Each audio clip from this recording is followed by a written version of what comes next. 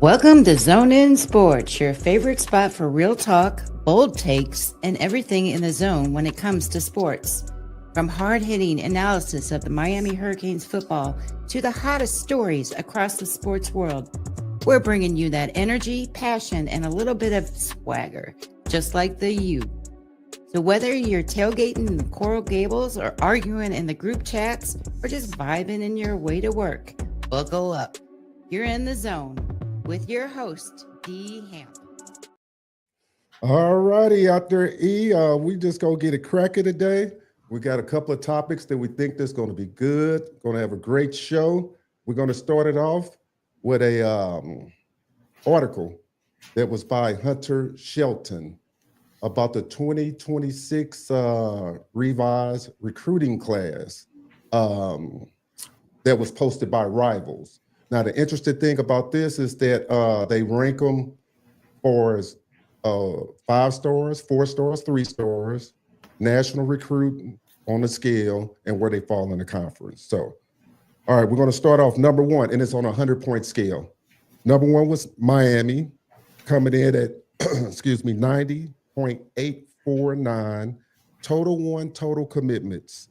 1 5-star, 14 4 stars, 6 3 stars.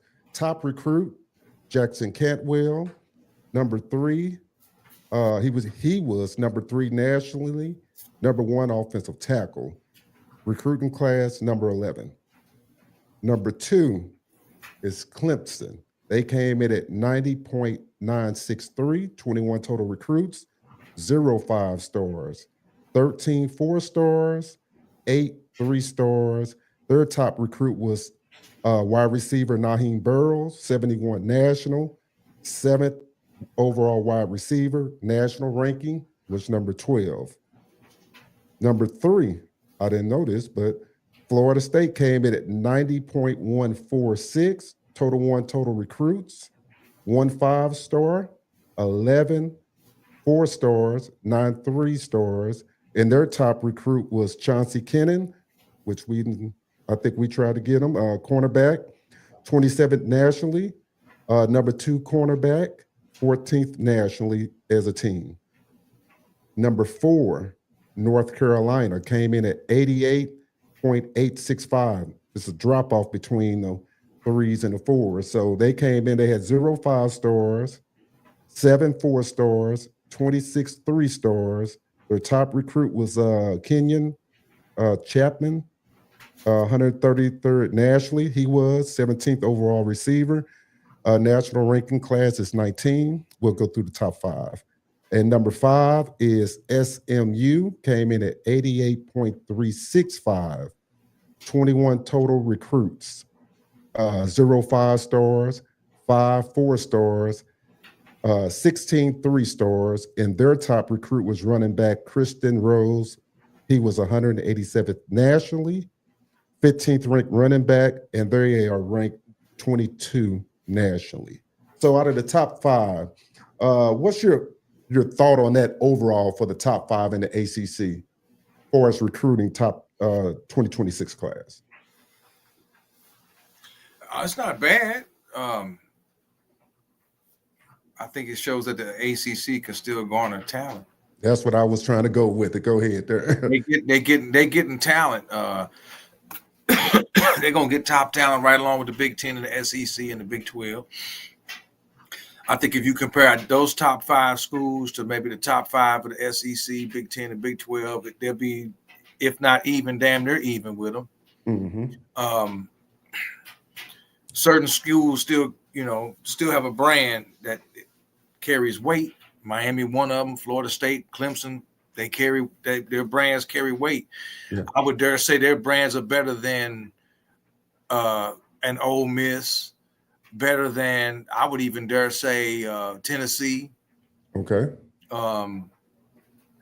Then our home state, Missouri, better than Kansas, better than Penn State. That's a big brand, but if I'm gonna take Florida State and Miami, I'm gonna take their brand over just about everybody. you know, recently you could say Bama and Georgia's always been a brand nationally. But Right. when I go overseas, and I have been overseas, and I'm going back again next year, Right. I see this. Right. I don't see that A and G. You know, Right. that G is Grambling. That G is a lot of things. So anyway, I think the ACC is holding their own as far as recruits are concerned. And I didn't know Miami was 11th. I thought they were in the top 10, especially after getting this receiver and that 4-star receiver. And they just landed this 4-star safety. Right.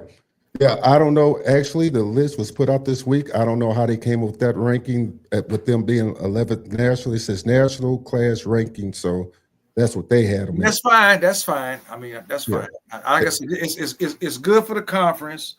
It's good for. I'm glad to see Florida State getting some people. Norvell getting some people. I think that's going to secure his job unless they have another dismal season. I'm a little shocked with Clemson. They got no 5-stars. You know, Dabo used to get a lot of 5-stars. Right. When they were winning, you know, in 2017 and the late 2010s and into the early 20s, where COVID kind of disrupted everybody. They were getting 5-star kids, and now they haven't. And that's maybe a little concerning for them, but I don't think they'll have a problem developing talent. They've always been able to develop talent. Right. So we're gonna go to the bottom half. Syracuse, 87.856, 28 total commits, 1 5-star. We know who that is. 3 4-stars and 24 3-stars. Their top commitment was Cameron Russell. He was 28th nationally. 4th ranked receiver. National ranking for the team is 29. Louisville, 87.37, 21 total commits, 0 5-stars, 4 4-stars, 17 3-stars. And their top commit is cornerback Jaden Ornax. He was ranked 277th nationally, number 270 nationally. He was the 27th cornerback, and they were ranked 36th. Okay. Number 8 is Stanford, which I was shocked with Stanford being that high. 87.3. They have 20 total commits. They have 0 5-stars, 3 4-stars, 17 3-stars. Their top commit was cornerback Lasea Jackson, which he was the number 16 cornerback taken, 16th ranked cornerback. Number 9, Boston College, 87.048, 26 total commitments, 0 5-stars, 1 4-star, 25 3-stars. Their top commitment was Mason Leak. He was the number 34th edge rusher in the draft, 326 nationally. Class ranking is number 42, and number 10 is Cal at 86.952, 22 total commitments, 0 5-stars, 0 4-stars, 22 3-stars. Top commitment running back Victor Santino. He was the ranked number 26 running back in the draft and 412 nationally. So it's a big drop off you see in the second half of the of this report here by Hunter Shelton. But it just tells you where a lot of the talent going in the top half of the ACC for as people committing to the conference. So I just thought that was interesting. If you compare that bottom half to the other conferences' bottom halves, they may have a little better, maybe not. I have to see. Right. I mean, we talking about Cal. I'm kind of surprised with Louisville. Louisville, they was up there for a minute because they had Lamar, they had Bridgewater. Yeah. And they had a lot of talent from South Florida. But I think a lot of that South Florida talent, Mario. Going to Syracuse now, too. Syracuse. That's why Syracuse probably up a little higher. Only because they got my man from Northwestern. Russell, right? But there's another kid at Northwestern I see that's coming. That's, woo. Yeah. There's another kid that's at Northwestern now, man. That's yeah. That's Yeah. why I said I ain't sweating Calvin Russell leaving. Okay. Right. Say, hey, it is. I'm telling you, this dude is this dude coming at that's why I said I tell the fan base, pump your brakes. Don't get mad about Calvin Russell. Don't get mad about my man who went to Texas. Right. We know why he went to Texas. Ain't nobody stupid. We know why he went to Texas. I'm glad you said that. That's going to segue into the point I want to talk to you about. Now, the interesting point. Now, this is to all the fans that's out there listening. That was in my DMs, in the chats, that was hating on E for a comment he made. And I'm going to play a clip that's going to validate everything you've been saying. And I'm going to bring on Mr. Nevin Shapiro. Oh, yeah. Up to the screen. And the funny part, when he made this statement, I said, instantly, I got to bring this on.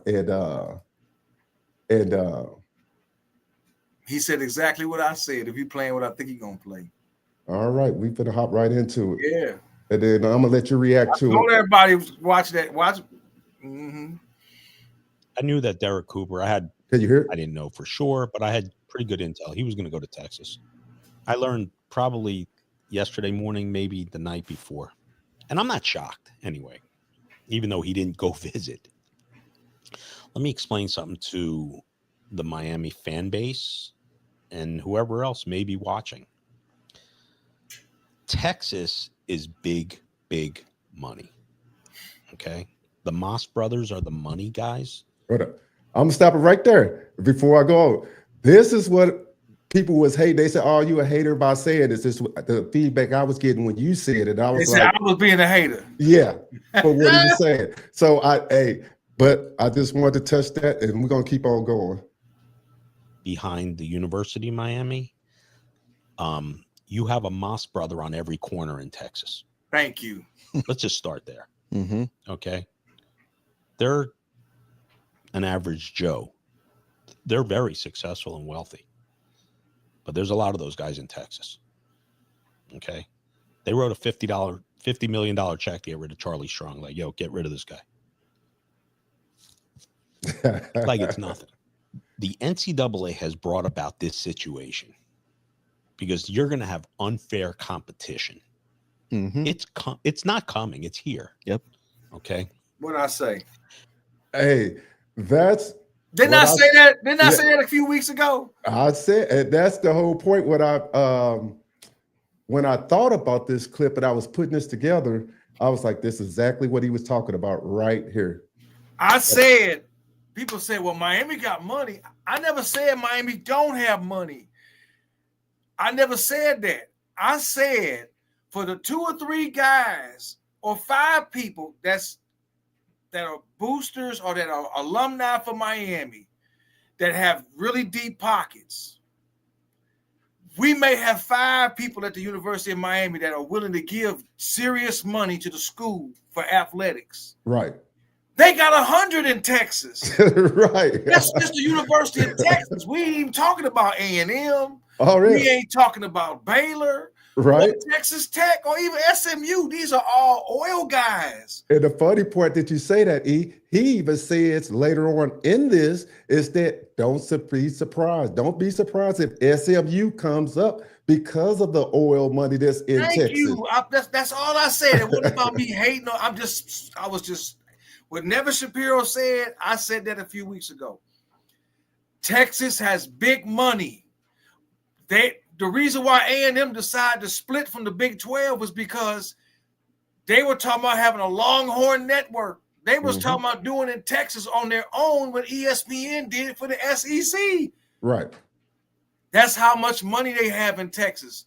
You think Cooper, what would make a kid decide to go there and his whole family on board and he ain't even visited the damn campus? Not even took a visit. Not even taking a visit to Austin, Texas. Right. They ain't even been to Now, Texas. wait a minute. Hold up. Now, they got on Jackson Cantwell, but they made special trips to go see Jackson Cantwell. They went down to see his family. They went to Nixon, Missouri. They That's flew what to I'm St. saying. Louis and they flew to St. Yeah. Louis and rented a car and drove down to Nixon, Yeah. Missouri. But he didn't even Now, take a visit. nobody pocket watching Texas. Right. Nobody talking about, oh, Texas got money. The only reason why Cantwell signed with Miami is because Miami paid money. See, Right. there's your national media. That's your hate. They pocket watching Miami and they throwing salt at Miami because Cantwell decided to go to Miami versus Georgia. So all the chumps up in Georgia upset. Mm-hmm. They upset. You ain't saying shit about Cooper going to Texas. You don't hear nothing out of Alabama camp. Nobody from Georgia saying nothing because Georgia wanted him too. Right. Bama wanted him too. You don't see nobody in Ohio State saying nothing. They all wanted Cooper. He's the number one running back in the country. Auburn wanted him. Nobody in the SEC saying a word about, man, Texas threw him a bag so big, him and his whole family couldn't refuse. Right. Without even going to see it. Without even going down there. You didn't see nobody at ESPN, nobody at CBS, nobody at Sports Illustrated or Fox, any of them, Yahoo, none of them said a word about, hey, man, Texas got the number one wide receiver, the number one quarterback, and the number one running back out of the state of Florida, and ain't nobody said shit about Texas spending no money. No, they said it was all because they was winning, but come on. Bullshit. Win what? Because they made a playoff appearance and then still lost. Come on. I mean, spare me, man. Spare me. That's why I said all this hate for Miami, they are scared. They are so scared. They are so scared. If this gets anywhere back to what Butch Davis did in 29 and 98, 99 when he turned it around, they're afraid. Right. If they could get the best talent then with no facilities, no indoor facility, raining all the time, and then come out, come on. Stop. Right. Stop. Yeah. People need to quit. All my Miami fans, don't fall for the banana in the tailpipe. Hey, and it's we know what it is. Miami wasn't going to spend that kind of money on that kid. Ain't no way. Why? Why would you give him all that money to come to Miami? Because he a local kid? It's a bunch of Coopers coming. Yeah. It's some more Jeremiah Smiths coming. They born and bred in South Florida. They everywhere. They had Booker T. They had Northwestern. They had Norland. They had Aquinas. They everywhere. They all over Florida. So why should Mario and Camp throw all that? If Texas want them so bad, go ahead, son. Yeah. Ball out of Texas. Yeah. Now, ball out of Texas. And who said Mario done with him anyway? But go ahead and ball out of Texas. If you like it, you ain't been there. He might get there and not like it. Too late now. Now, never did a point that Mario needed a. What's the terminology he used for his recruiting? He basically said that Mario's not listening to. He said money plays a big factor. He said, but his point. Well, I ain't gonna say his point. I think he believed that if he was still there, he probably could have got some of these kids because you probably could have got them to take less, and that maybe Mario himself is not as tapped in as I guess Nevin himself is. That I don't know. I'm thinking that's what he was trying to imply. I could be wrong. There are some internal rifts going on at Miami. Mario and Luke. Nevin Shapiro got to be real careful because he knows a lot of ex-players. He's not going to put their names out there, and these ex-players may not agree with everything that Mario is doing. Now, does that mean we hating on Mario? No. Everybody wants Miami to succeed. We want Mario to succeed, but that I don't care what school you go to, you're going to have some difference of opinions on certain things, and give us some time for everything to gel and for people to get locked in with each other. Okay. So I don't think it's an arrogance thing. Nevin Shapiro, when you really find out about him and find out the truth about him, he caught a lot of hell. They made him out to be the devil, right? For everything that happened. So, and I don't think it was fair to him what the national media did. But anything what the Miami fan base need to understand is anything tied to Miami is going to get negative click. Okay, I got a question for you. Explain to us, because I don't know, or people that maybe don't know, maybe some people do, the riff with the Luke and Mario camp? Well, if you know. it's got to do, Luke. I think he wants Mario to tap in more with his school where he coaching at, and I think that's where Ray come from. Okay. And they saying, from what I've been hearing, Ray ain't getting, and this is gonna be his year to get, to get some more click. He nice. He nice with it, and they want him to get more touches. So here we go with fall camp. This is his chance to, once again, because it's gonna be him, and it's gonna be the young man that's the freshman coming in. They saying probably Malachi. They say Malachi is in another league right now. Yeah. Mentally. It says, ever since Mario took over, I don't worry about recruiting. Thanks to Mario, I no longer have high blood pressure that I had under Manny. And to be fair to Manny Diaz, Manny got some good kids now. He got Rooster. He got some talent. Yeah.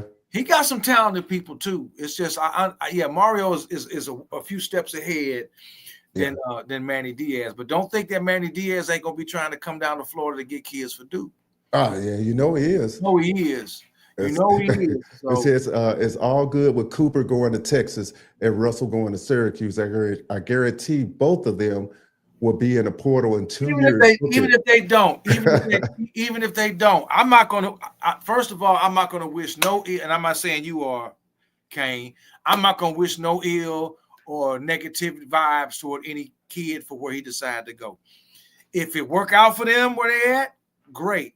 If it doesn't work out for them, they may be in the portal. That doesn't mean they're going to come back to Miami. Right. Hey. That doesn't mean that.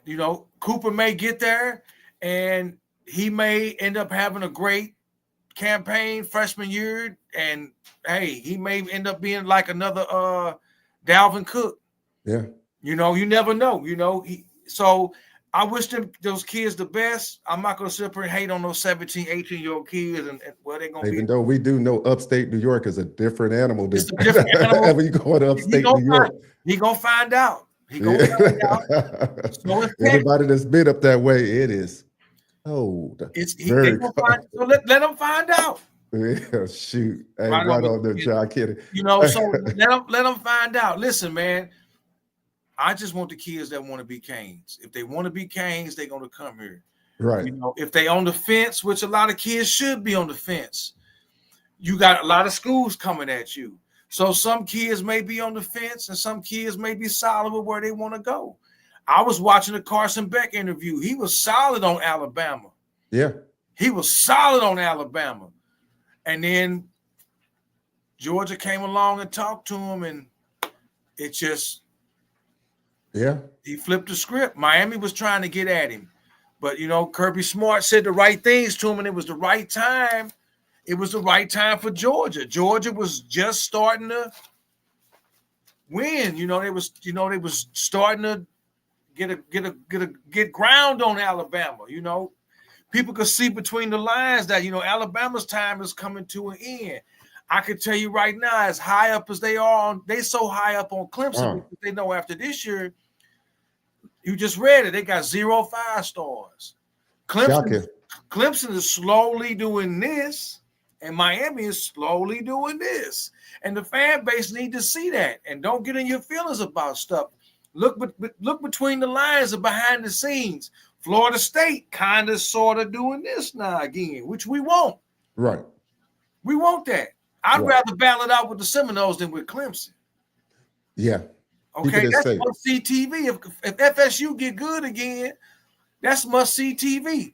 I'd rather see Florida State and Miami whooping the Gators' ass and we all don't like the Gators. So I'm just, so all people got to do is just let things play out. Right. Let it play out. Don't sweat him going, yeah, we wanted Cooper. We did. Yeah. I ain't gonna lie, I want him. You're right. He remind me a little bit of McGahee with his size and all that. But you know what?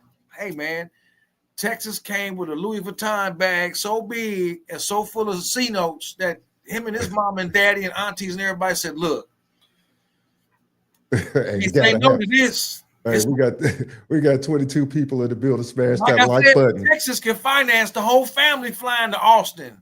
Yeah.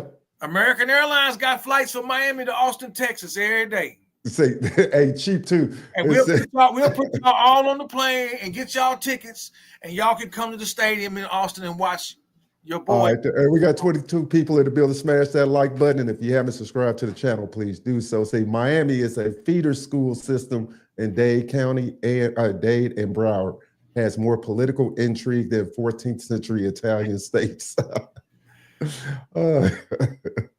That's interesting. Well, we all know it's a lot of politics involved with stuff down there, man. And yeah, I mean, look what Bridgewater going through with Northwestern with all that going on. That's all politics right there. So it's a lot going on, and there's a lot of stuff behind the scenes with Miami, with Mario, with the different high schools and different people in prominent positions.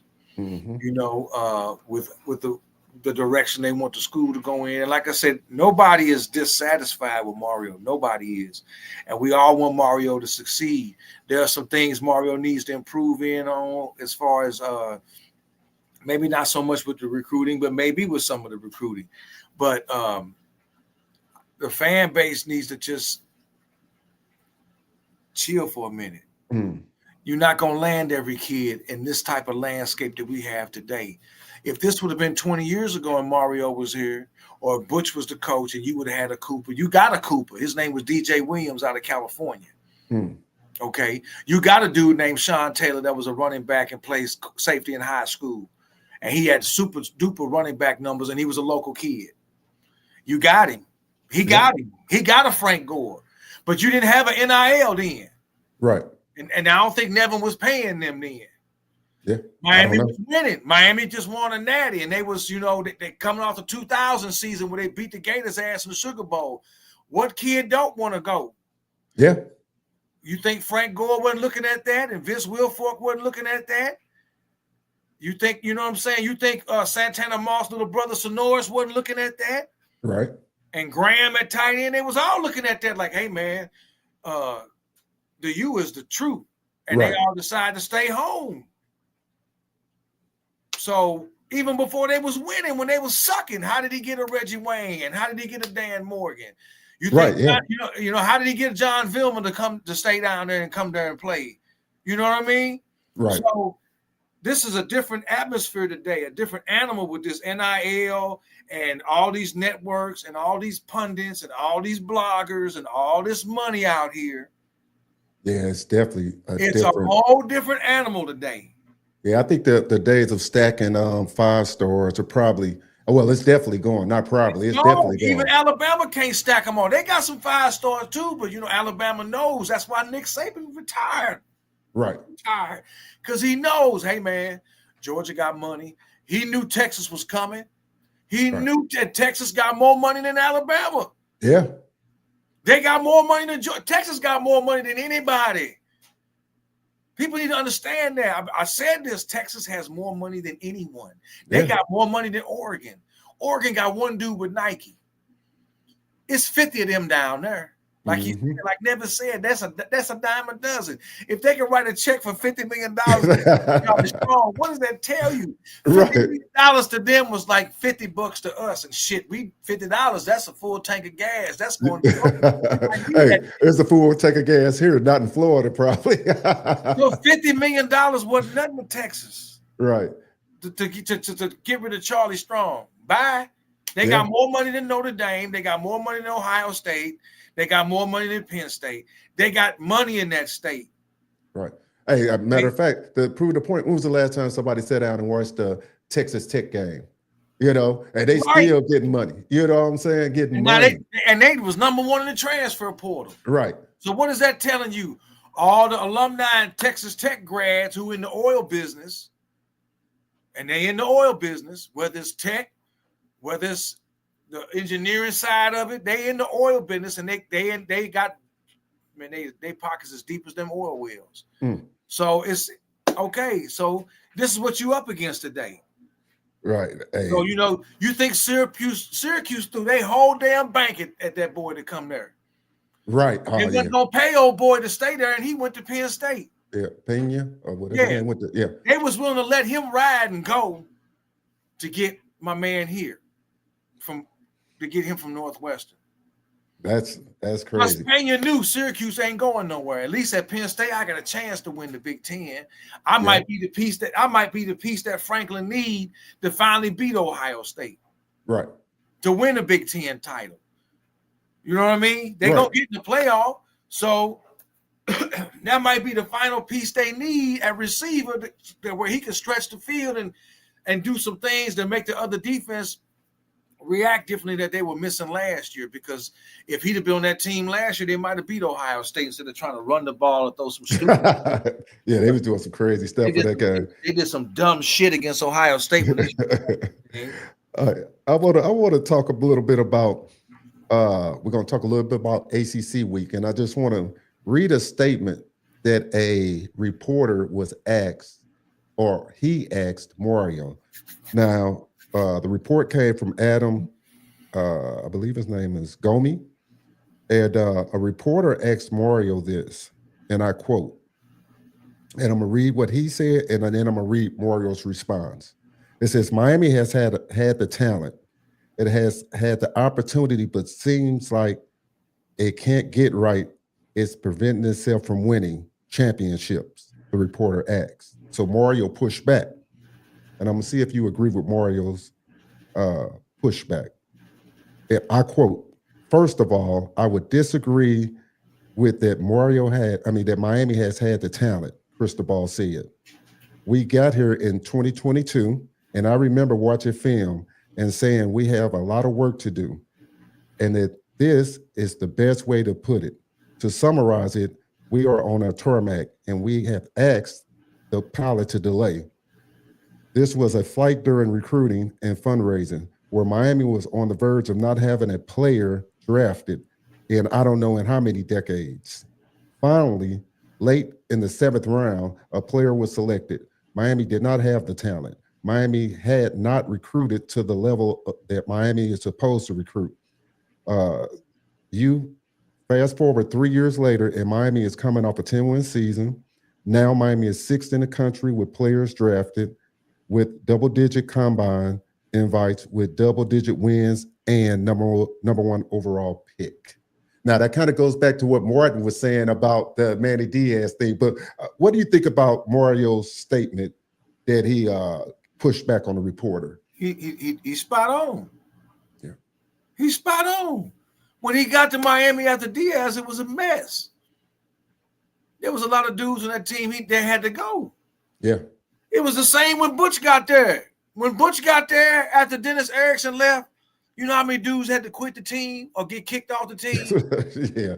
He did a whole lot of house cleaning when he got there. See, all these new fans, they don't remember. Some of us that are older, we remember. Butch Davis had to clean house when he got there in 96. A lot of dudes quit. They wasn't used to discipline. Miami was same now. When he got there in 22, look what your boy Nestor Silvera did. I'm out. Right. Discipline bullshit he was doing. I'm out. He was talented, but you know what? He did too much dumb shit after the play, after the whistle, got some penalties. Right. He had to go. Whole lot of dudes hurry up and hit the portal when he got there. You're right. Right. Back in the day, there wasn't no portal. Either you did it Butch's way or your ass was off the team. Right. And just had to sit out here. So it's the same now. So he was right. After 3 years, look at what you got. The number one overall draft pick. All these guys got drafted, and some guys didn't get drafted that should have got drafted. Mm-hmm. George should have got drafted. Restrepo should have got drafted, and they didn't. And I thought that was a slight myself, but that's, So, again, the reporter, typical. That's very typical. That's typical. He tried to slide in a little slick comment. He trying to be slick, trying to slide in. Again, more hate, more negativity. Because it's Miami. Right. Like Mario ain't doing what he's. I mean, come on, really? Right. You have the potential next year to have 2 and a possible 3 dudes go in the first round for Miami next year. And I'm talking about big boy at tackle, Bain at DN, and possibly Carson Beck if he has a decent season. Yeah. That's 3 dudes that might go in the first round. And if they, if Beck has a good season, which I think he is, he should be a first round draft pick. Because he was a first round draft pick after the 23 season. Yeah. And going, talking on Carson Beck, I thought he gave some great interviews, and he was very humble, and he accepted a lot of responsibility for the mistakes he made at Georgia. And he had said it himself. He pressed too hard. He tried to be, in his words, he tried to be Superman a little bit too much. But in his defense, and he didn't throw anybody under the bus himself. Right. He only took accountability for himself, which I thought was commendable. But in his defense, again, you had no running game. Your best offensive lineman was hurt. 1 or 2 of them were hurt. So your O-line was average at best, and that was at best. And your receivers just couldn't catch a cold. Right. They were dropping a lot. I mean, if you go back and watch film from Georgia games, them dudes dropped a lot of damn passes in the Florida game, in the Tennessee game. Go back to all these games. You're going to be like, God damn, he put the ball right there for him, and they dropped him. Right. They dropped a lot of passes. I agree. So the only reason why the national media, the people at ESPN, CBS, SI, they all dogging on Beck is because he chose to go here. If he would have went somewhere else, he wouldn't get scrutinized the way he is now. They need to stop talking about his injury because everybody said the man looked good. Quit bringing up his injury. Right. Stop bringing up his injury. You talk more about his injury than you did for old boy for the 49ers who had the same surgery and came back. Who was that? Not Purdy. Yeah, Brock Purdy. Brock Purdy. Okay, yeah. He had the same damn surgery. Right, right. They ain't talking about him nearly as much as they're talking about Beck. Right, right. And he got a contract. And he got a contract with the Niners. Come on. I mean, so that's what I'm saying. If you leave it up to the national media and the pundits and these so-called experts and all these networks, they're going to always have something negative to say about Miami because they played in the 80s and was the ones getting their ass whooped by the Canes back then. They still salty about that, a lot of them. They still salty about getting whooped. That's why they got something negative to say about Miami because they remember when they was playing, they was the ones with their heads hanging on the sideline. So now, they got something to say. You got old Pollock over there talking shit at Georgia because he mad because he left. Kirby wanted him to stay. Oh, Pollard, yeah. Pollock or whatever his name is, yeah. Listen, man. Georgia trying to do the Beck what Ohio State did to old boy that went to Syracuse. McCord, yeah. They was looking out. They was trying not to dog Ryan Day out so bad, so they put all the blame on him for losing to Michigan. When it was their offensive scheme and game plan against Michigan that failed. Their O-line couldn't block really well. Just like last season, what happened? Old boy that's transferred from Kansas State that went there, he looked like boo-boo, didn't he? Yeah. Will Howard. He didn't look so good. He didn't look so good against Michigan, did he? Yeah, right. In that game. I watched that game. And Will Howard was nice at K-State. Yeah.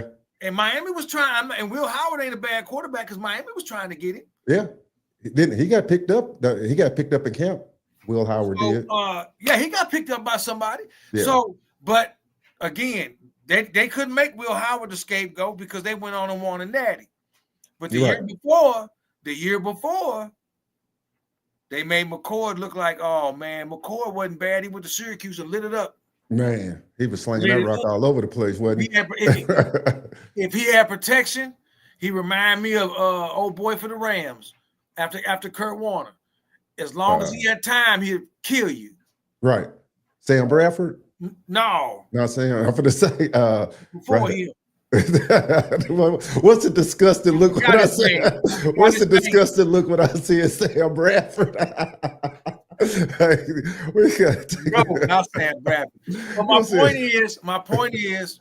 He says, "How come there's no good D tackles, no good defensive backs in Dade County and Broward County?" They are. They just been going up. They've been going elsewhere. That's all. They've been going elsewhere. Yeah. Miami ain't never had no problem with the skilled players. It's the big boys that Miami never really, the big linemen, they never really been known for having the big boys up front. They kind of are now because kids are developing differently today with the food, and you got boys in high school that's already 6'7" and weigh 320 pounds, and they're only 17 years old because of the food we eat. Yeah. It's a little skewed because of when the kids go to IMG, they coming from all over the United States. That's all. And that's skewed a little bit too. So the rest of the country then caught up. Yeah. That's called evolution. That's all. The rest of the country then kind of caught up, That's all. Miami got talent in the skill positions, whether it's running back, cornerback, wide receiver, quarterback. It's there. It's just the other schools are coming in, and it is what it is. He says, Cooper says, Macro Cooper says, he said, "What about this cycle?" What about it? Yeah, I mean, they went heavy in the portal on this cycle. I do know that much. Didn't Miami miss on some of the local top corners and safeties? They went elsewhere. So it's not like they're not here. You ain't going to get just wide receivers and running backs out of Northwestern or Booker T or St. Thomas Aquinas or Norland. If you're looking at all the schools of Miami Central down there, all the high schools that's in that area, you think they ain't going to have nobody playing corner and safety that's lights out? Sure they are. Of course they are. They got them too. It's just your top ones, they're not picking Miami right now. Yeah. So hopefully after this season, if Miami can produce some play on the field on defense, and this new defensive backs coach can show that, hey, man, I can develop you. Look at what we're doing now. You got something to work with. Yeah.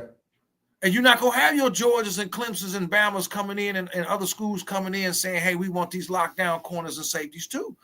Miami got some. Like I said, Miami has to win. Yeah. They have to win, man. They got to win. The two most important games, I'm going to stand on that, is Notre Dame and the ACC title game. Those are the two most important football games this season. The rest will take care of itself. You have to win this first game of the year. You cannot go out there in front of a sold-out, packed loud Hard Rock and lose to Notre Dame. You gotta beat Notre Dame and set the tone for the season. You have to win that game. And then you should make the ACC title game. And whether it's Clemson or SMU or who the hell ever, you need to win that game. I'm not settling for, we just need to make the playoffs. That's that settling shit. I'm not with all that settling. Win the ACC title game and you win the playoff. Don't lose it. Or, we can lose to Notre Dame and we can lose to Florida and we can lose one game and still make the title game and get in. See, that's that settling. Right. I'd rather go 9-3, make the ACC title game, lose to Clemson, and we still get in the playoff. And then what? Go in the first round and get a high-ranked team and get dog walked by Georgia or maybe a Penn State and get embarrassed like we did in 2017. So you telling me you're going to settle for that as a fan? Get the fuck out of here. Yeah, that's what you want to settle for, a fan base. You want to settle for 9-3 just to make the title game, just to maybe make the playoff? No. Your goal should always be run the table. Right. Now, if you realistically get that or not, we'll see. But the two most important games is the first one and that title game. You win the title game, it take care of itself. You're going to get a bye. You in the playoff. And then we'll see where the chips fall. Right. If they make it that far and win, that's telling me, Beck must have had a great season. The running backs must have been clowning. The defense must be what we thought it was going to be. And they that damn good that they could knock off somebody like a Clemson in the ACC title game. Right. So that's what you should be wanting. Why would you want to? I'll settle for a split between Notre Dame and Florida. What kind of fucking talk is that? I don't want to beat Notre Dame and say, well, we can lose to Florida. Right. I don't want to lose to Florida. Who the hell want to lose to Florida? Right. We're supposed to hate Florida. We dislike Florida State, but we respect Florida State. Yeah. Even with all the smack talking they do, I still respect them. But we don't like Florida at all. So why we want to sit up here and settle, well, we could split between those two and maybe lose one ACC game and be 7-1 in the ACC and make the title game. What? Oh, man. You finish at 9-3. That's worse than last year. Is that what you want to do? Yeah, and that's not a good look for Mario. Is that what either. you want to do after winning 10 last year? You want to go 9-3 just so you can make the title game. See, I'm not with that. That's the fan base that's settling. They need to go back and rethink that shit. Yeah.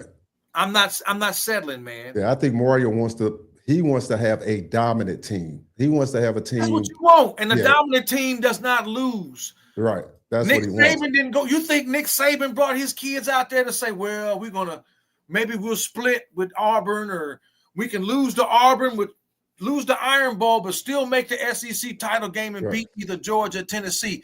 I don't think they had that attitude at Alabama. Right.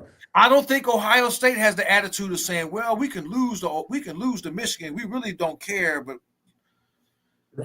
you got a fan base. Our fan base need to be like Ohio State's. They want to fire Ryan Day for losing the right, yeah. Okay. They wanted his head. The Miami fan base should be in Mario Grill if he loses to Florida. Right. And there's nothing against Mario, just holding him accountable. And that's what we try to do here. We try to be fair but honest. You know what I'm saying? And if people taking their hard-earned money and they supporting the team, they buying the team merchandise, then of course they should have some form of disappointment or the major players, the pleasure. major people behind Mario with the money. This is an investment for them. They're not going to invest all this money in this program for you to go out there and go 9-3 and just settle for the damn playoff. We've seen this movie before. Right. We saw it in 2017. I'm not about to sit here 8 years later and regurgitate a repeat. Well, quick question for you. Do you think that could be going back to the real is that this administration has invested so much money in Mario more than they did in Manny's regime, and how Luke and them might have been looking at the situation that Mario has, well, to me, this is my opinion, way more power with the organization, with the school than Manny might have had. Sure he does. First of all, people were skeptical of Manny Diaz in the first place because he bounced to go to Temple and take the job, and then 2 weeks later. But that fell on the current president at that time and the current AD at that time. And people wasn't happy with him. What was his name? Blake James. People wasn't happy with Blake James anyway. Mm-hmm. I told you then it was people inside of Miami that didn't really care. They didn't care if Miami won or lost. They didn't care. Right. So I'm not a Herb Street fan, but he was right on that when he said what he said a few years ago on game day when he said until you get all three heads on the same page, head coach, AD, and president, all on the same page about your football program of winning. So now they all on the same page. Now it's time for Mario to show that he can be the coach that he needs to be. Right. And all this talk about, well, Mario, and rightfully so, Mario getting the criticism. Mario's bound to fumble a game away due to a bad decision or clock management, which I don't think he's going to have a clock management problem because they hired people to help him with that. Right. He hired a clock management team to do that. So as long as he and Shannon Dawson don't make a boneheaded move on offense when they got the ball, I don't suspect them to have any issues. Right. We're not going to have any more kneel downs because I'm arrogant. Right. Didn't understand that one. Yeah. Well, that was Mario's. We all gotta, we all take bumps upside the head to learn. Right. Even as adults, you got to get kicked in the ass to learn sometime from a mistake. And that was Mario just being arrogant. That was Mario. I'm an offensive lineman type guy. We're going to run the ball down your throat. We're not going to take a knee. We're going to pound you to the whistle end. You ain't got a Jimmy Johnson type team for that yet. Right. When you get that kind of team when you get that, and I don't even think Jimmy would have did no shit like that. I think Jimmy would have said, "Hey, run the ball, lay down, and win the game." You're right. Okay. It just depends. So that was just Mario, just stupid decision. But I digress. That was 3 seasons ago. Middle Tennessee, same thing. Yeah, that was a serious, terrible people. That was horrible. But you think he didn't need to grow from that? That helped you grow, man. Yeah, it does. You go just through stuff like that. Like my man at cornerback, the freshman, he got torched. Yeah. But you think he didn't learn from that? Yeah, played a lot better. I bet he won't get torched this year. Nah. I bet you he don't. Hey, Cooper, I don't know this one. It says, can you name top DBs in this cycle from Dade County and Broward County? Just ask it, fellas. I can't without doing my research, not right off the top of my head. I know there was a couple of them that got away. And if somebody in the chat knows, put it in there. There was a couple of them that got away. And when if you're saying top, you know, top 50 in this position, or who was boy that went to LSU? He was. Oh yeah. He was 5-star. 2026 cycle. Was he from Dade County though? He was from Miami. The light-skinned boy, I forgot his name. He chose LSU. Yeah, man. Like I say, I can't say without doing my research. Say Miami whipping Notre Dame. Man, that would be that night. I would love it. I would love it. I would love that. You know, I got to. If they score 31 on Notre Dame, that tells me one thing. That offense is potent. The offense is better than what I thought it was going to be. Right. And Notre Dame defense ain't as good as they saying it is. So it'll be either one. They saying Notre Dame's supposed to have one of the better defenses in the country. Right. So, and going back to Beck, people keep bringing up Cam, and the national people keep doing this. They keep bringing up Cam. They keep bringing up Cam. Look, that's last year. Miss me with that, okay? Right. Carson Beck is not Cam Ward. Mm-mm. I don't think Carson Beck is going to have to do a lot of the things that Cam Ward had to do. He won't need to. Right. He won't have to be superhero, put up a bunch of points, because the defense, I believe, is going to be a little bit better, maybe even a lot better than last year. So if they keep the game in hand, then you don't have to go out there and throw the ball all over the damn place, because I can run the ball more. Right. I think Shannon Dawson is going to do that. I'm going to run the ball more. These people are not stupid. Mario is not stupid. Shannon Dawson is not stupid. The fan base needs to understand something. They hit another home run with Beck, just like they did with Ward. You hit a home run with Ward. You hit another home run with Beck. You got a guy coming in that was supposed to be a Heisman finalist that put up stupid numbers in 2023. Now, he had a Brock Bowers and he had a McConkey. Now, if Lofton is anything what they say he's going to be a tight end, and the other dude they got, Beck going to be just fine. He got some people to throw the ball to. Because now you got NFL talent in college. You got the quarterback that's supposed to be NFL, and a tight end that's supposed to be NFL. He has an SEC type offensive line in front of him that was better than what he had at Georgia in 2024. Yeah. So he's not going to have to press. He's not going to have to run for his life. And I got three-headed monster at running back behind me. Probably the best running back. It's the best running back room in the ACC and one of the best in the country. Right. So he's not going to have to do all what he did at Georgia last year. If you give him time to do his thing, look what he did when they fell behind to Georgia, y'all. Come on, y'all. Right. everybody watched that game last year when Alabama jumped all over Georgia. And what happened? Who brought him back? Carson Beck. Yeah. So thank you.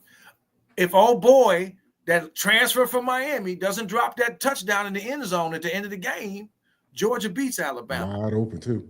Wide open. Wide open. Wide open. Just wide open. He looked like me out there catching. That's it. Just dropping stuff.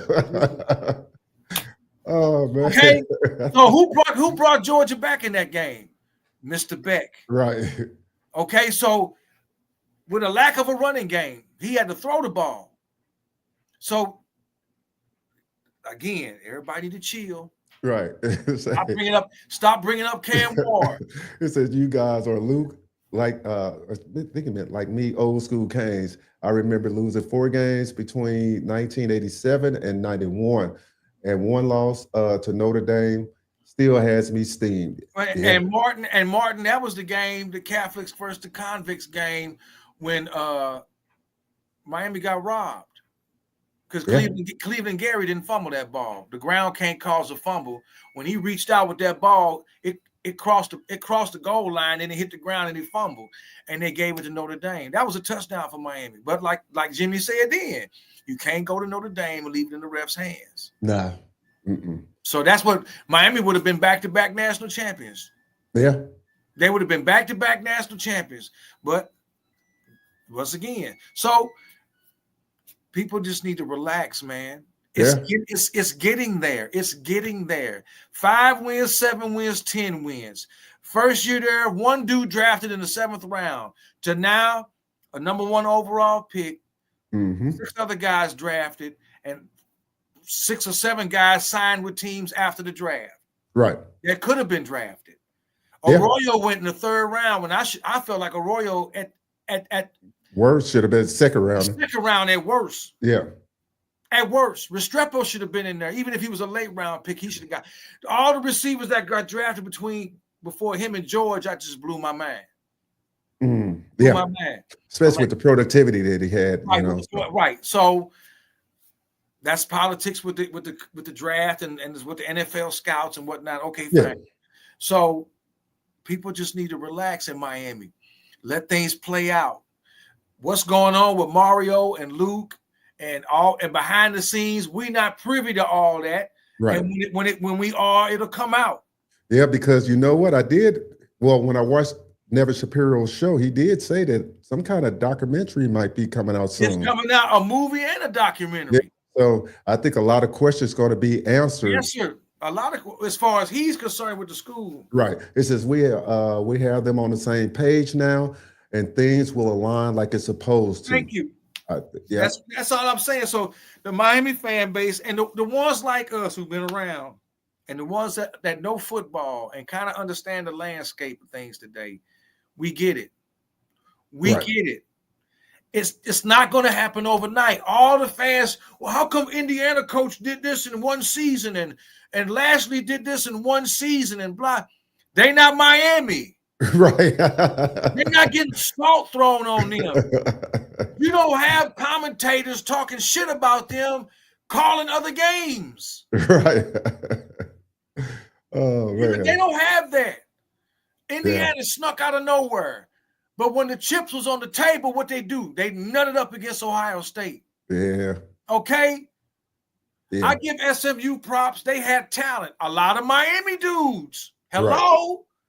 They had a lot of Miami dudes. They couldn't get on the field at that, so at that point in time. Listen, they lost to Clemson by 3.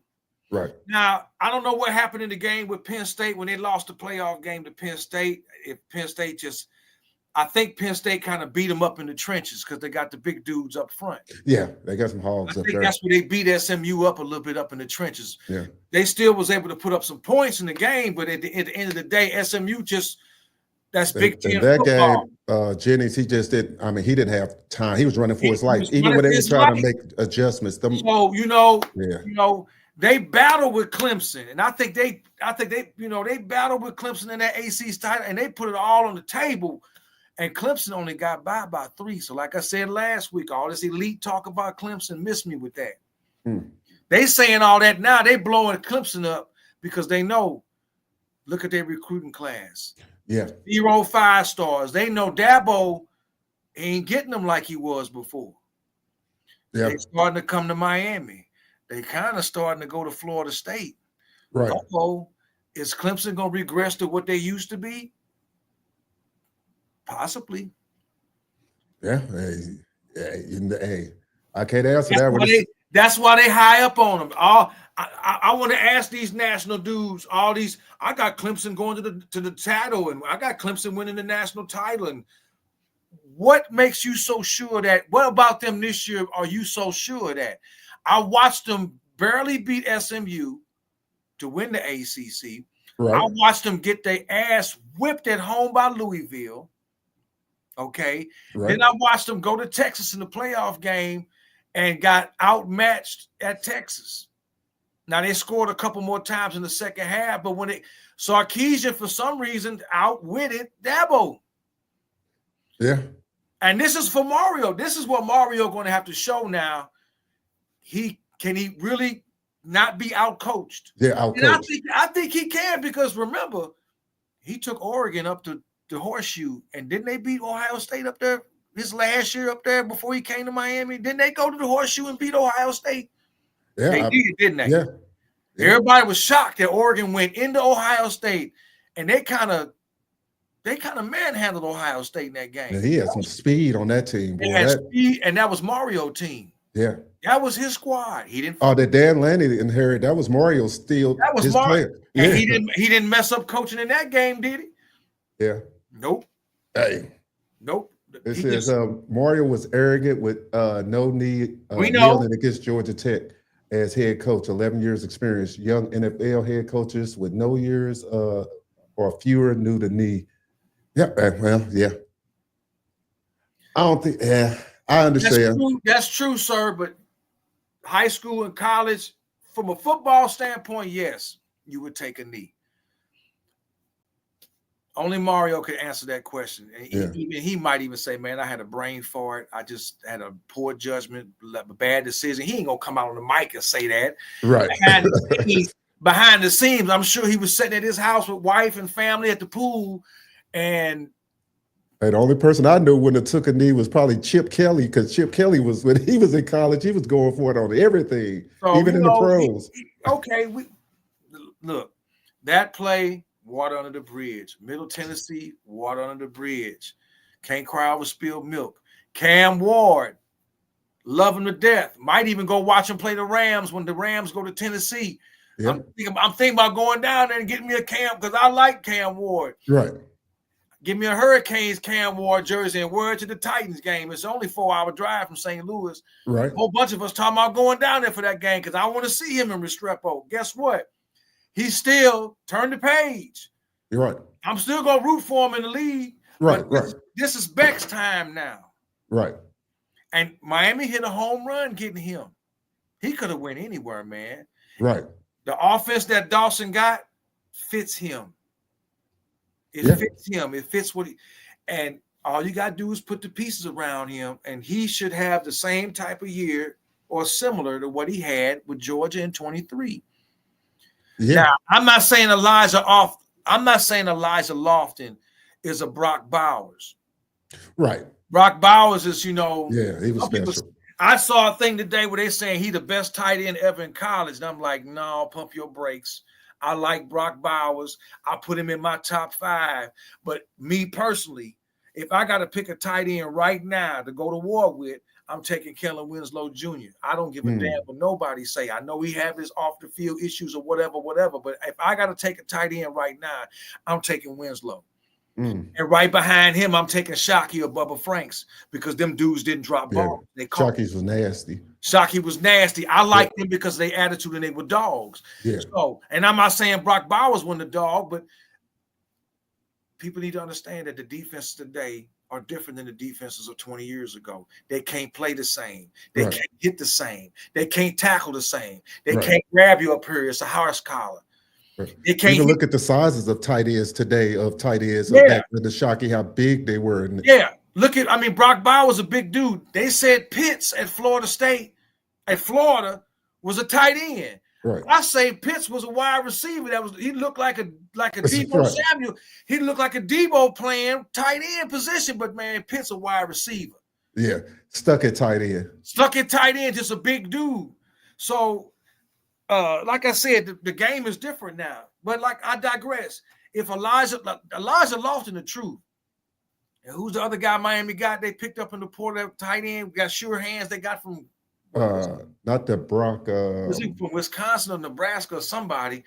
You talking about not Brockermeyer? The dude they just got along with him. So he got 2 tight ends to throw it to. Right. Okay. if Tony come out to be what he's supposed to be, and if Ray get out there and do his thing, and we know JoJo gonna do his thing, and we ain't even talking about the guys that came in the portal now, right? The LSU guy, the guy that came from Liberty. Come on, people, just fall camp is here. Fall camp start next Friday. This Friday, camp start, or is it Thursday the 31st? Right? Yeah, Thursday the 31st. Yeah, camp starts. And they're going to be going through the weekend. So everybody just need to just focus on that. If y'all down there and you can get after work or you off and you can go watch them, if they let people come in and watch, go. I would be there. I want to see this. Right. That's going to be some live action right there because like Mario just said, it's Miami versus Miami now. I like it. I like that.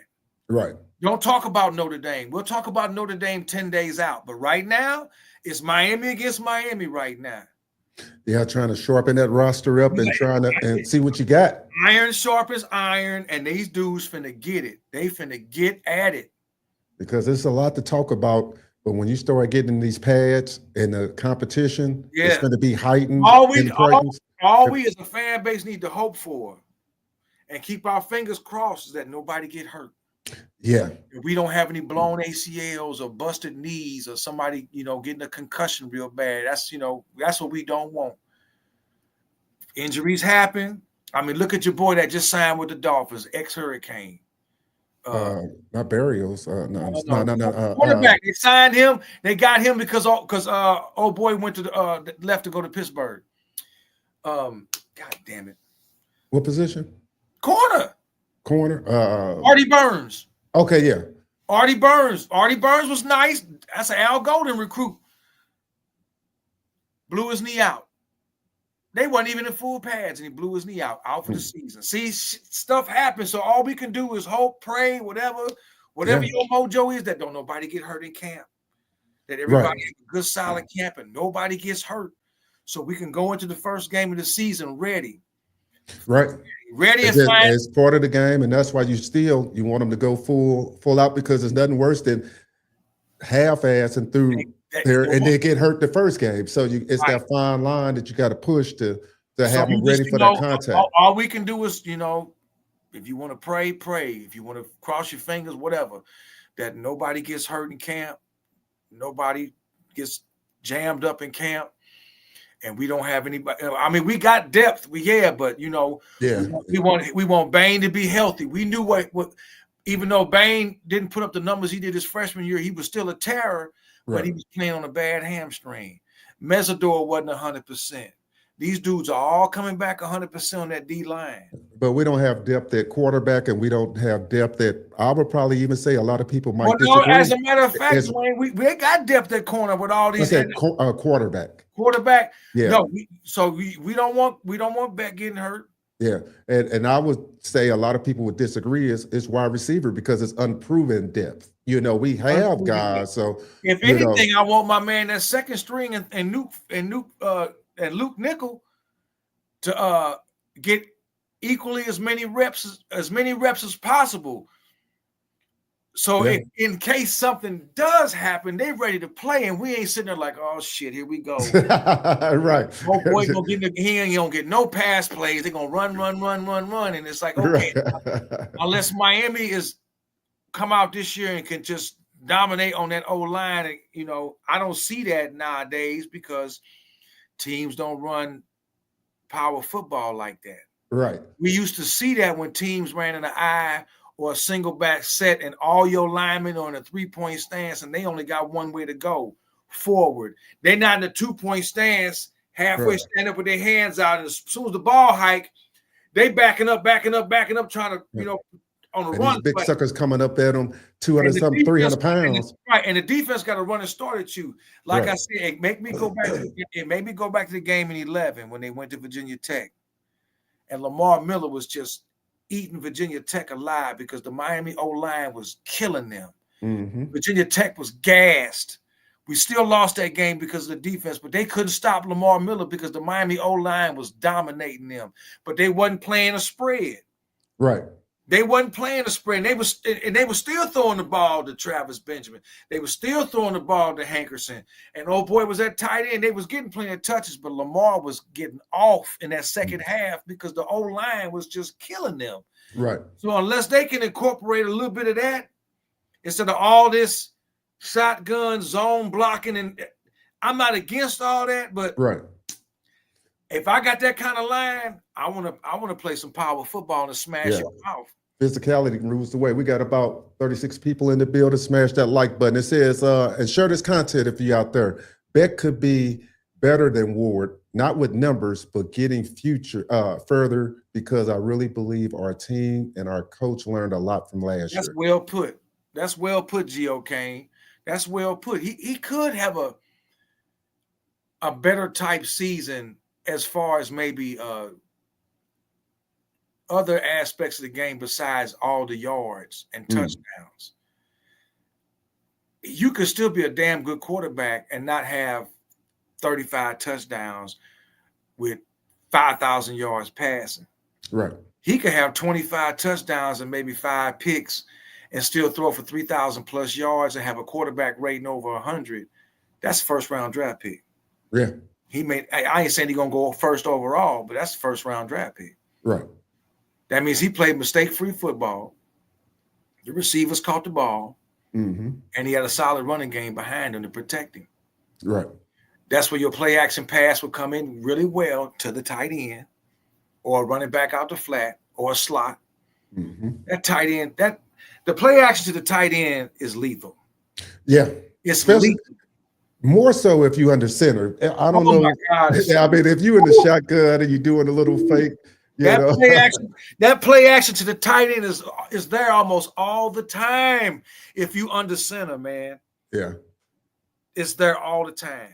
Even in the pros, Tony Dungy kicking himself right now when the Buccaneers came and played the Rams. They kept running the ball with Allstott and Dunn, punt, because old boy was quarterback Sean King. They didn't want to throw the ball a lot. And the play action pass to the tight end, he was open all the time.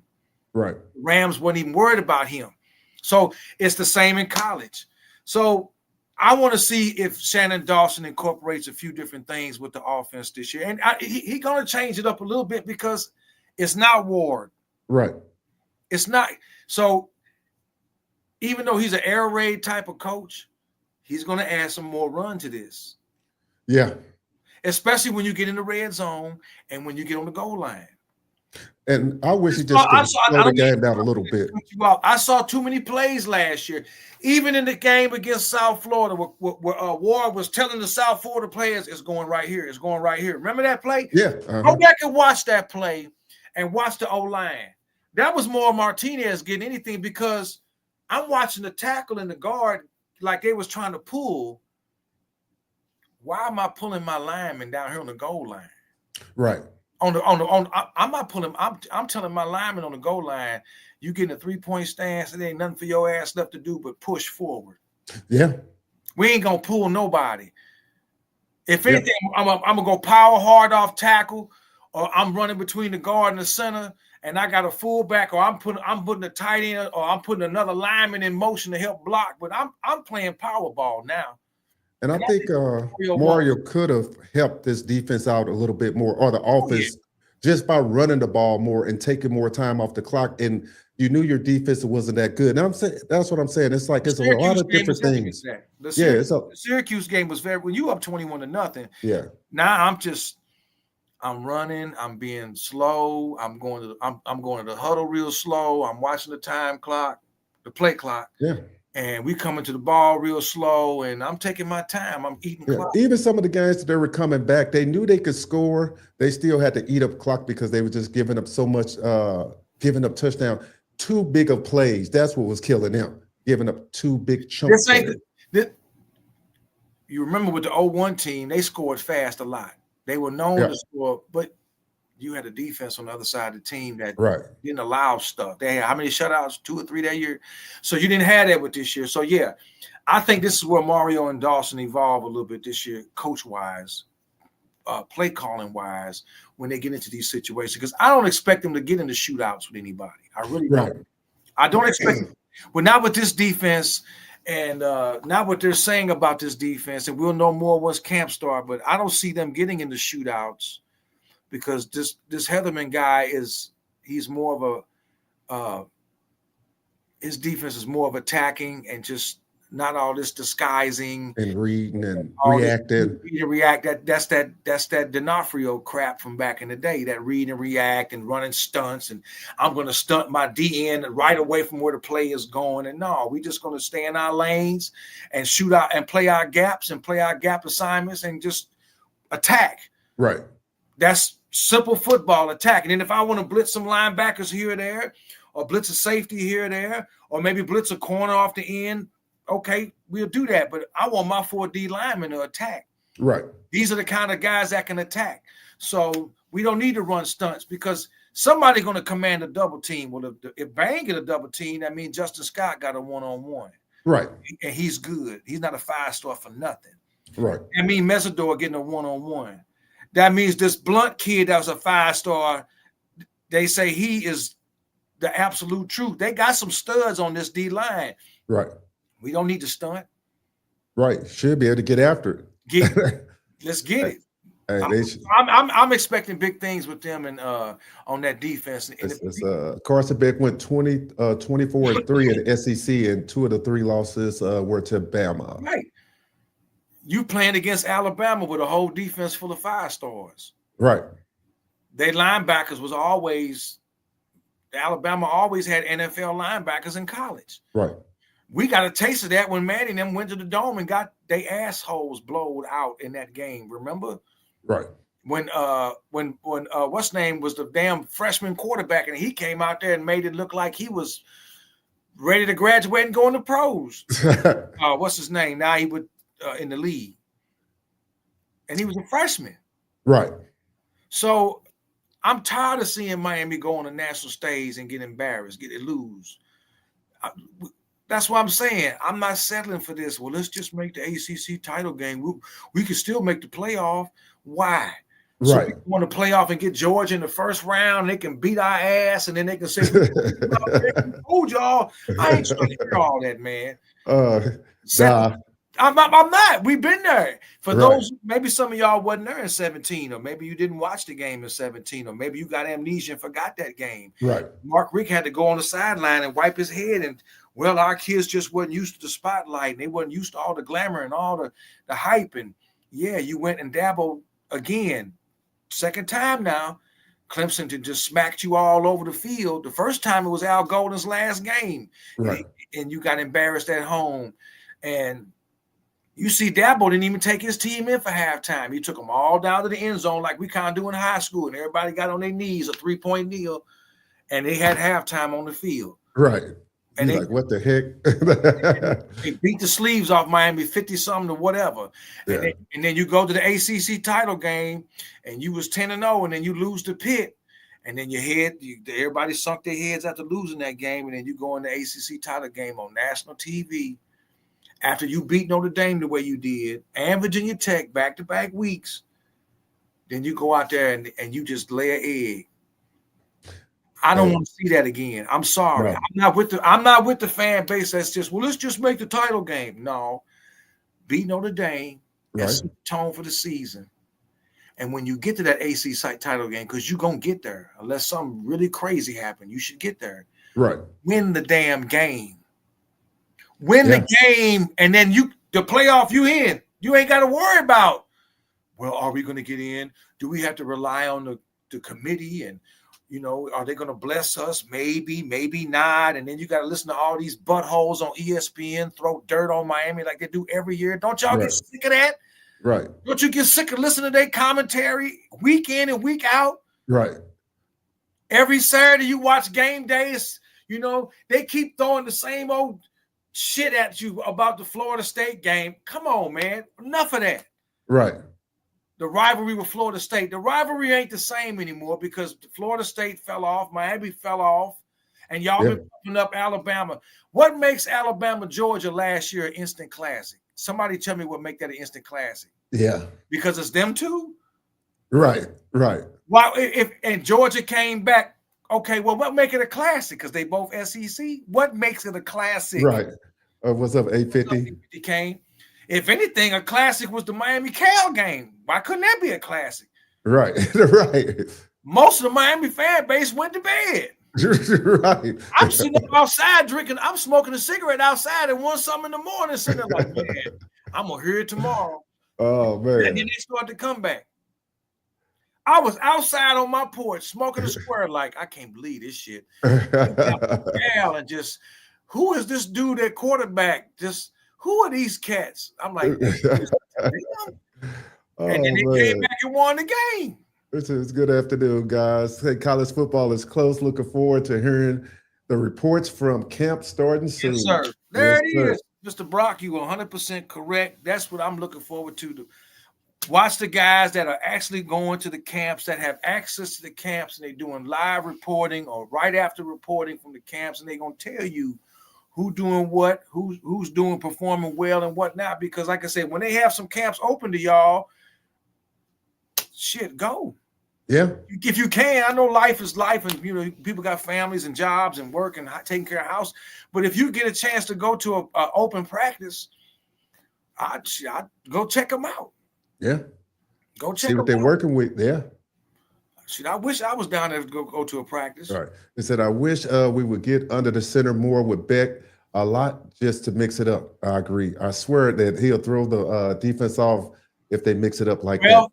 Well, Kane's family, all I can tell you is to get on Twitter and tweet Mr. Dawson and Mr. Cristobal and keep tweeting their ass. Can we see a little more under center? Can we see some single back or I formation? I know they don't have a fullback on the roster, even though they said some guys could play that. But even if you have a single back, Dennis Erickson, he came with a single back offense, and guess what? They clowned. And guess what? Mario was part of that. So Mario understand that. It's just, okay, we're not asking Shannon Dawson to change his philosophy of offense. Just get on there and tweak. Can we add a little of this in there, a little bit here and there to mix it up, to throw the other team off a little bit when they expecting you to come out in the shotgun set? Maybe, maybe getting a little single back, double tight end set, tight end on each end, We got a good one here. He said, go Clips. It said he was behind. He said, whoever this Mr. glad you tapped in with us there. We glad you tapped in. I'm glad you said go Clemson. I hope they go too. I got a prediction for you. I could be wrong, but I think LSU gonna beat them in the first game. All right, what do you think about that? I think LSU gonna beat them because Brian Kelly ain't won an opener. LSU ain't won a season opener since was quarterback when they won a natty in 19. Burrow. That's the last time they won the first game of the year. And this is what, his third season there? Is this Kelly's third season or fourth season? I think this might be Brian Kelly's fourth season because he ain't won an opener yet. That's what I'm thinking it is. But don't quote me on that. He on the hot seat, and that's one of the ones right there. I think LSU gonna get him, dog. Yeah.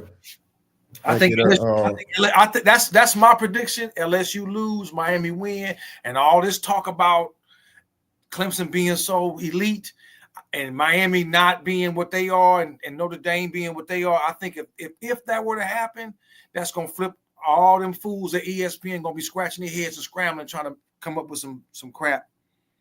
Yeah, that's crazy. How they gonna explain that one? Right. They said it's Brian Kelly's fourth season. Fourth season. You think Brian Kelly, you think the spotlight ain't on him? You think the heat lamps that keep the chicken hot as hell ain't on his ass about you need to win this game? Right. Hey, the funny part, I already knew he was on the hot seat. He better, they predicting him to have a good year at LSU, but hey, they said that last year and the year before, so who knows? Brian Kelly on the hot seat because they got a decent team at LSU. Yeah, they got talent. And the same thing they saying about us in Miami too. We got talent. We just gotta put it together and just get over the hump. That's one of the biggest things that I think a lot of the fan base is a little bit upset about. I'm not going to even use the word upset. I don't like to use that word. Maybe disappointed about is that it's the talent. There's a lot of factors that come in it. Some of it, some of the guys they think should be on the field is not on the field. We know that.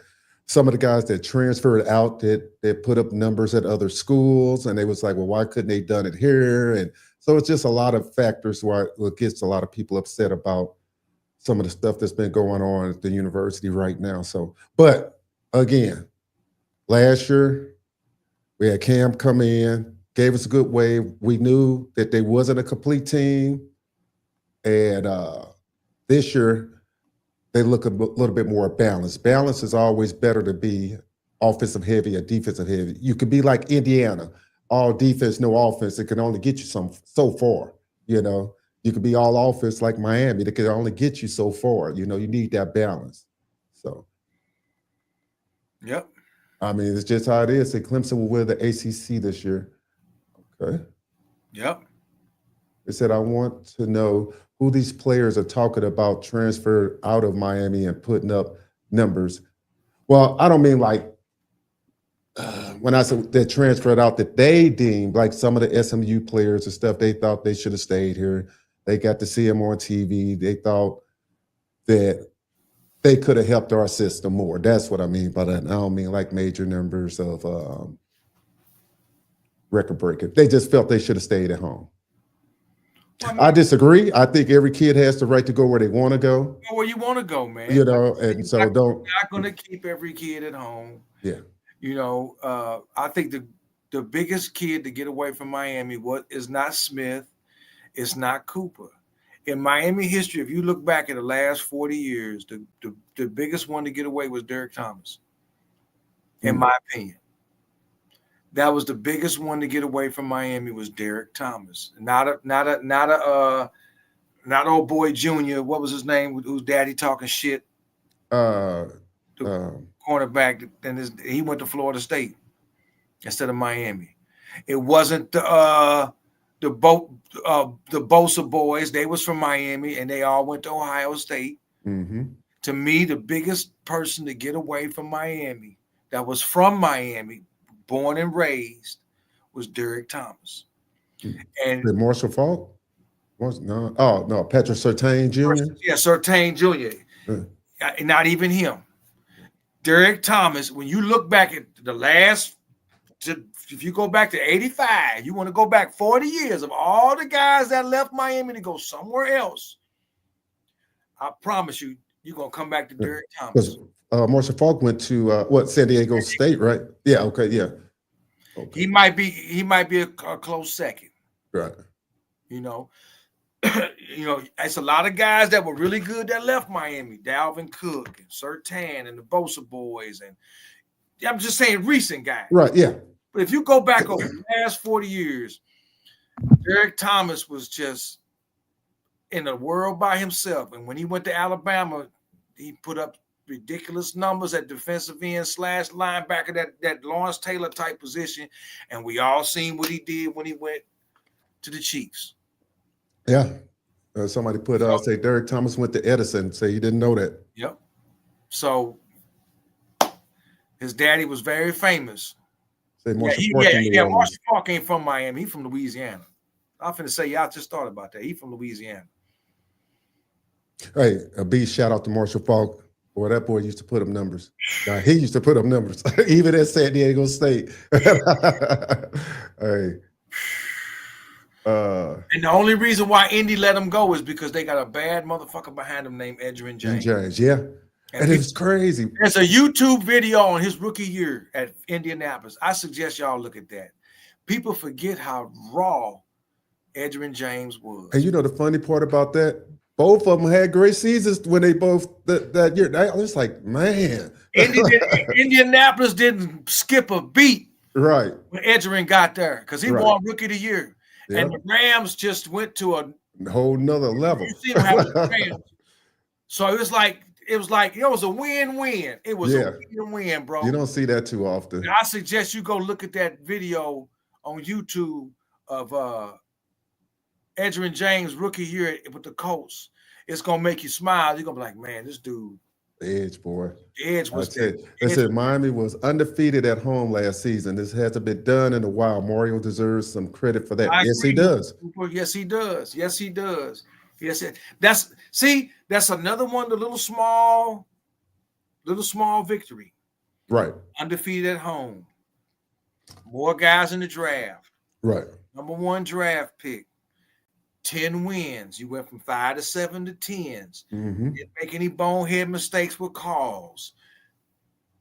You digressed. You hired some clock management people to help you with the clock management during the games. Right. Because you got so much other stuff going on. Mario has making small steps and taking the trajectory of the team upward.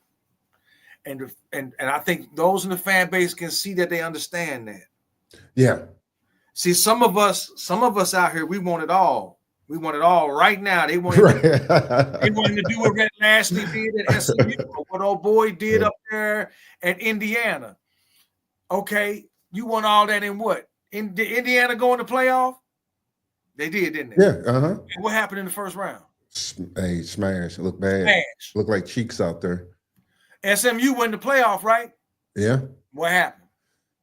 They got smashed. They probably look better, but they got smashed. because they put it all out. They put everything they had into that title game against Clemson. Lost by 3. Gave Clemson all they could handle. But then when they got to Penn State, boom. Yep. Do you want that for Miami just to say, well, we got to the playoff? I'm tired of people saying, y'all been in the ACC 20-some years and ain't won. Mario know this is the year to win it. This is the year to win it. The rest of it going to take care of itself. Right. This is year 21 in the ACC. Your first season in the ACC was 04. And they could have won it that year. They didn't have a bad team in 04. But I think they lost to Virginia Tech or somebody else, and it kind of knocked them out. But they finished in the top 10 rankings that year in 04, if I'm not mistaken. But 21 years in the ACC, and what happened? You ain't won it. And the one time you get to the title game, what happened? Clemson wiped their butts with you, embarrassed you on national TV. And you had a talented squad. You had people on the team, but you still just – Mark Richt was like, after that, he was like, I'm through, man. I'm getting old, and he had health issues, and I got to go. Right. Hey, that's crazy. Alabama dropped the bag to get Derek Thomas. Yeah. He went to high school. They probably did. And you know what? And like I said, I give Derek Thomas the benefit of the doubt because the man is no longer here to answer that question or speak for himself. We don't know if he just wanted to leave. You have to understand that some kids want to leave. They want to see something different. Right. Maybe I grew up in the shitty side of town. Yeah. Maybe I want to get out of here. Maybe if I'm still in Miami, I'm still drawn to that. I'm still going to be drawn to that. I still got to go home to that. That's a possibility. You have to consider that. Kids go somewhere else and get a taste of that. Don't mean they hate where they from, but maybe they just want to go somewhere different. Right. Breathe some different air. See some different stuff. Maybe you want to see the mountains. Right. Maybe I want to see the plains. Maybe I want to see some snow. Right. Hey, if you ain't seen it, I didn't even notice, but said if Marshall Faulk wouldn't have got arrested, falsely accused, he would have come to Miami. Maybe so. Yeah. Only he can answer that question. Yeah, that's crazy. Because again, you gotta ask. I don't think even back in the 80s and 90s, Miami didn't have the same kind of boosters that Bama got. Yeah. And Texas been had money. You think it ain't like Texas just all of a sudden had money. Texas been had money. They've been had money for decades. I think a lot of people sleep on it because, when Texas was part of the big, the Big 12 and stuff, they probably didn't, watch them a lot like we did. Even back in the old Southwest Conference days. Yeah. When they was in the Southwest Conference with Texas A&M back in them days, they've always had money. Hey, like I said, we were privy to it just being up here when Oklahoma and all them and how they just wanted everybody to be stepchilds and they just be the head honchos. So yeah, because for us in Missouri back in the day, the big teams in the Big 8 was Nebraska and Oklahoma. Yeah. Texas was in the South in the Southwestern Conference. Mm-hmm. You know what I'm saying? So things were more regional then. Cable TV was a new thing in the 80s, and you didn't have all the networks like TNT, and ESPN was a little bitty ass sports network. Right. It wasn't what they are today. All your big games were on ABC and CBS and NBC. Right. Yeah, it's crazy. You got to watch the Braves on TBS, and we got to watch the Cubs on WGN. This was in the early cable days. Right. He says, no Miami Marlins back then. Y'all didn't have no baseball down in Florida except for college. Hey, I ain't finna hate on y'all, but y'all ain't got no baseball down there now. But I digress. But the Marlins got 2 World Series. But I bet you if you ask most Miami fans, they'll tear down that stadium and rebuild a brand new Orange Bowl that looked just the same as the old one, right? But with all the bells and whistles of a new stadium. The funny part, seriously, about the baseball is before we get off subject, they got a lot of talent that comes off the Marlins teams. Look at all the guys they had that left and got money other places. It's crazy. Yeah, I thought this was traded one Hall of Famer and brought in another one. Yep. It's a shame Indy couldn't win nothing. Yeah. But they did get a Super Bowl, but by that time, I think Edgerrin was gone when they beat the Bears. So. But man, Edge was that video of him, his rookie year at Indianapolis. I was like, you got to go back and watch this. Like, my God, this dude was just unbelievable. Right. He was unbelievable. Hey, it is what it is. Some players go, some players stay. And in today's climate with the money, right. You ain't got to hide the bag now. Right. What makes a kid that's the number 1 running back pick a school and he ain't even been to their campus? Money. You already know. I mean, they could have at least hit it a little bit. He ain't been to the campus. He ain't seen the campus. He ain't seen the locker room. He ain't seen shit. Right. But he picked them. They say Google it. That's what they told him. I say Google it. We finna send his bag over to you. Right. Come on. So now Sarkisian and the Texas people that come to Florida, like I said, and they done got the number 1 running back, number 1 quarterback, and the number 1 receiver out of the state of Florida. Right. Remember, Tristan Keys ain't from. I think Tristan Keys is out of. He out of Louisiana. Ain't he? No, is he out of Mississippi? Not sure. That's the one I hope they can get. See, he's verbal to LSU, but he ain't made his announcement yet when he going, So that's right. Yeah. That they still working on him. Right. So Miami fan base, just relax. Let's get into fall camp. We just got a nice wide receiver, 4-star. Right. Spafford. Yep. Yeah. Just got a real nice dude. So just hey. This season gonna say a lot. It's gonna say a lot. Gonna say a lot, and then next year we'll all be happier because then we'll be landing the recruits because that boy at Northwestern. Keys from Mississippi. Yeah, Mississippi. The kid that's at Northwestern now with the Bulls. I'm telling you, woo, baby, this dude. Oh, that's why I said. They come a dime a dozen down there. So we ain't got to worry about my man that went to Syracuse. Wish him the best. Right. Good luck, young man. I ain't going to wish nothing ill on you. Hey. Look, we wish everybody the best. And with this new recruiting and all this stuff, we get to see a lot of stuff happen now that were happening behind the scenes many years ago. How does the fan base feel about Cheddar Bob putting his hands in the mix with executive orders on NILs and all this shit? See what I'm saying? Yeah. Since when does the president of the United States step in with this type of stuff? It's a lot of other stuff going on. I think that was kind of backhanded. South Park for such a great episode. If you haven't seen this, if you haven't seen the South Park, I suggest y'all watch it. I think that kind of ties in with the with Congress getting involved, and they had something that hadn't been ratified yet. So I think it's his way of putting his name out there, but it was something that was under the Nick Saban working with Congress to, do. Yeah, how does the fan, not just the Miami fan base, but any fan base, fan base period. How do you feel about number one, Nick Saban politicking to get Cheddar Bob involved and other politicians involved when it comes to this NIL thing? This is something that should be governed by the NCAA and really the presidents and ADs from the different schools and conferences. Mm-hmm. Why would politicians get involved in stuff like this? It makes you wonder what's going on. Yeah. Well, we all know money. So we know money is the common denominator for all that. But yeah, all this about, you got people out here that really have a problem with the young kids getting paid.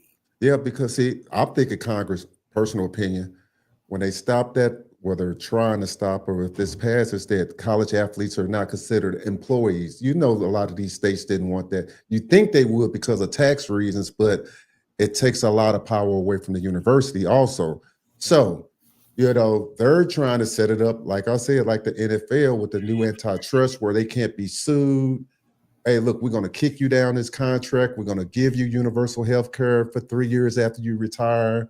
We're going to pay for your schooling if you want to finish. If you leave for 3 years, we're going to do all this stuff. But, hey, if you got CTE and you got it 30 years later, hey, you only had health care for 30 years. You can't sue us now. So it's just a lot of different things that they needed Congress. The league needed Congress, this college football, to help them, to protect them as an entity, so, and the university. So that's fair. Yeah. I mean, that's just my opinion. I think they need that. And of course, they don't want the kids to have all the leverage anyway. And we all know that, No. They know they don't want them to have the leverage. So, in order to do that, because if not, they want to keep getting sued. So, hey, we do this. I'm just thinking at some point, the NCAA is going to have to come in here and take the bull by the horns, and be like, hey, listen, you need to be a governing body like you should be, and set a precedent and come out with some rules on this whole deal. And I'm waiting to see what the NCAA does. Hey, I'm going to put this question up before we get out of here. And see, do you have a problem with this? It says, I have a problem with high school students making more than low draft or undrafted NFL rookies. Interesting question. It's very interesting. I can agree with that. I don't blame the kid. Right. I don't blame. It's not the kid's fault. It's not the kid's fault, but I agree with that. Yeah, if you sign a contract to be a practice squad guy, you might make six figures, 100,000 or 150,000 to be on the practice squad. So yeah, I get what he's saying. Yeah, they're offering these kids in the millions. Yeah, to play, and like I think Dion was right about that. It's going to be unfair because the schools like Texas, they're going to be able to come in there and buy up talent. It is what it is, people. Right. All the schools will, but the schools with the people with the deepest pockets are going to be able to do that. Yeah. I even think even with the new with this new NIL Go fund that they got and all that, it's still going to protect the big schools. A lot of these laws still get put in just still to protect the major schools, the big schools. It's never put in to protect a small school like whatever, you know what I'm saying? So a Fresno State, a Western Michigan, a Eastern Michigan. Yeah, so even under the new thing, if you read the whole article, they're still not getting the same share if you're a top 70 school. So, again, so how is it fair? If 70 schools are getting more than the other 40 schools or however many at the bottom, then it's still not equal, you know? I mean, that's just crazy. Even other D1 schools that don't have the name, like that don't have a big time name, like a Kansas, yeah, or a Memphis, a Cincinnati, even schools like a Virginia or West Virginia, they got programs, but like I said, are they going to be able to compete with a Texas and Ohio State and Alabama for top talent? No. Right. You're going to have to hope your best that a lot of your Virginia and West Virginia talent stays in the state of Virginia, and hope that Texas don't come along and offer them a bag so big they leave. Right. And if they do, if a guy does go to, we're just throwing this out here at West Virginia, and you ball out at West Virginia, they're going to come and offer you a bag in the next portal. Like, hey, we want you to transfer here. So, so it's just one of those things. If they put a cap on it like Nick wants to, they're just going to pay players more under the table like they used to in the NCAA and turn a blind eye to the SEC and Big Ten teams. And Miami will get in trouble. Yeah, because supposedly now, if you guys have read it, that's why they came up with the third party. I forgot the technical name for it. They're supposed to vet all the third party, but we all know that who's doing the vetting, this organization, and who are they tied to? We don't know. Right. So I mean, yeah, I understand that. I don't have any faith in anything when it's coming to represent and protect the Big Ten and in the SEC. I don't have any faith in anything the government puts their hands on. Well, that's for sure. I don't have any faith in anything the government puts their hands on. So we'll see. But like I said, we're getting close. Thursday will be here before you know it. Yep. The summer's going by quick. Unfortunately. It's been really hot up here in St. Louis. I don't know what it's been. Super hot. But it's been damn near 100 every day with the humidity. But people enjoy your summers. I mean, if you're down in Florida, you ain't got nothing to worry about. Right. But us, we know in 6 months it's gonna be ice on the ground. So I ain't looking forward to that. But it's around the corner. Thursday will be here, and before you know it, we'll be ready. We 5 weeks out. Right. All right, well, we're going to wrap it on up. We appreciate everybody's support. We even appreciate you coming here trolling, wherever you calling from or tap there from. So once again, we'll be back here same time, same place next week. Take us on out, E. I want to reiterate, thank you to everybody. We're trying to get this going, and Dwayne's doing a great job. His wife behind the scenes really helping out a lot. So we're just trying to get this thing going. We don't have any sponsorship or anything. So as of right now, I think we're progressing pretty well. I'm happy with the team and where they're going. I'm happy with Cristobal and what he's doing, and looking forward to camp and seeing why the chips may fall for our team. And we all want the same thing. I would think most of us want the same thing. We want Miami to win. We don't want Miami just to settle. I think I speak for more than myself when I'm saying we're done with baby steps. It's time to put this ACC thing to bed and win it. Yes, sir. It's time to put it to bed and win it this year, and no more. Well, we got next year. I think now is the time to finally get this monkey off the back, get that elephant out the room, and win this conference. And then there's only one place left to go after that, and that's for the big one. That's right. So everybody have a great week. Be safe and have a good work week. And we'll be back next Sunday, same time, same place. And then we'll be figuring out what we're going to do during the season. That's right. I'm going to post a poll up, everybody, for times that you think we should have the show. I have about 4 different choices. You guys tap in, let me know. Or if you got an idea of how you think we should do a pregame show, just send me an email, zoneinsports@gmail.com, and just let me know. I myself, I'm kind of leaning toward pregame, maybe an hour before kickoff, only because I don't really watch game day any longer. I've gotten so turned off with them and a lot of the anti-Miami rhetoric that I pick up on that I kind of just detached from it. I just rather look at something else or do something else till it's time for the game. Right. And if anybody out there, if y'all can figure out how we can watch the game and listen to WQAM on the radio where there's no delay between the game and the radio, please tell me, because I would rather listen to the guys on the radio calling the game and it's right on par with the TV versus being off, because then I don't have to listen to these assholes at ESPN calling the game, because I'm sick of them. But anyway, if y'all can figure that out, shoot us an email. Let us know. Do tell, because I would rather listen to them two guys and Zach, what's his name, on WQAM, that's been calling the games for decades, versus listening to you know who. So anyway, you guys have a great week. We'll catch up with y'all in a week.